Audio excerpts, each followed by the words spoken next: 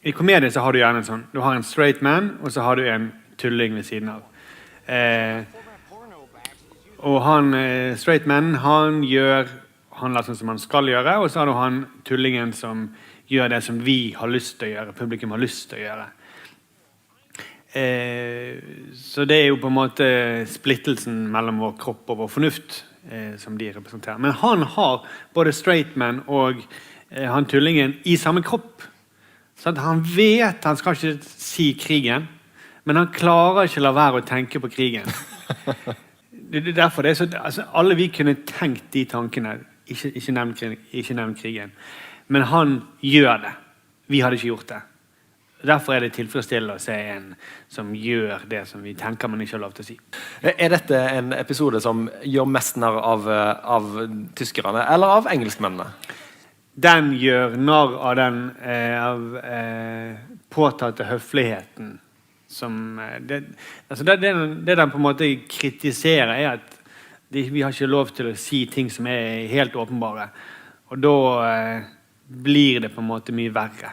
I det han har sagt you invaded Poland, så kan en tenke at på en måte, sketsjen slutt, men så topper det seg jo da med denne silly walken til slutt. Ja.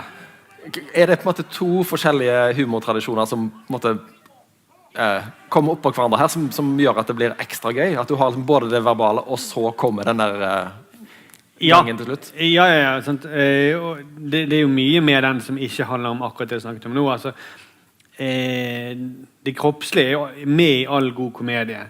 Altså i karikaturtegninger, altså, det handler om politikk, men det jo kropp. Det jo store rumper og store neser og sånt.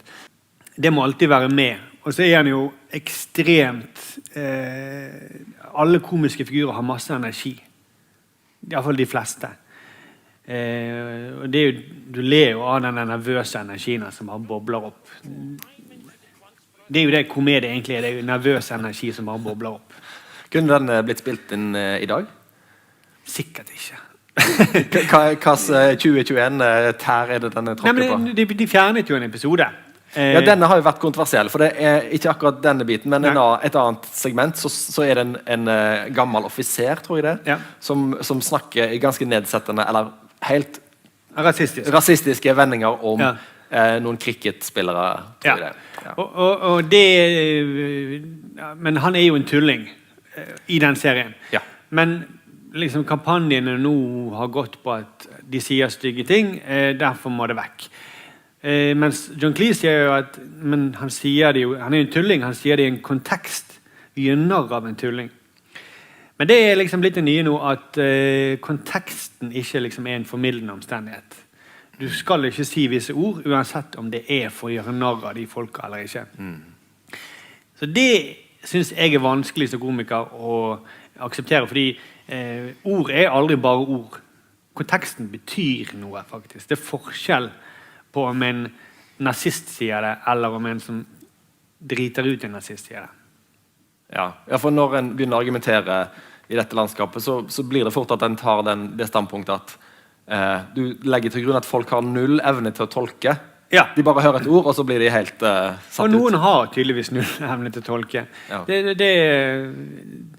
De vil ikke tolke. Ja. Jeg kom på dette nå. En forløper etter dette i Norge jo kanskje dette berømte kyllingstuntet til Bård Tufte Johansen, hvor han kledde seg ut som en kylling og sprang i bakgrunnen av TV 2 sin live-reportering fra Torbjørn Jaglands sykeleie, hvor fortellingen som ble den offisielle var at han gjorde narr av Jagland, mens han gjorde jo narr av alle mediene som hadde drevet han inn i sykemeldingen. Ja. Men det drukna jo helt i etterspillet da. Ja, så, fordi det man sa var liksom, ok, nei, man tuller ikke med folk som ligger på sykehus. Og det var ikke det han gjorde? Nei, det var ikke det han gjorde. Nei. men man tuller også med folk som ligger på sykehus, og man kan ikke det masse vitser om folk som ligger på sykehus. Ja. Så man kan ikke ha sånn endelig grense der. Grenser går ved sykehusporten, liksom. Nei.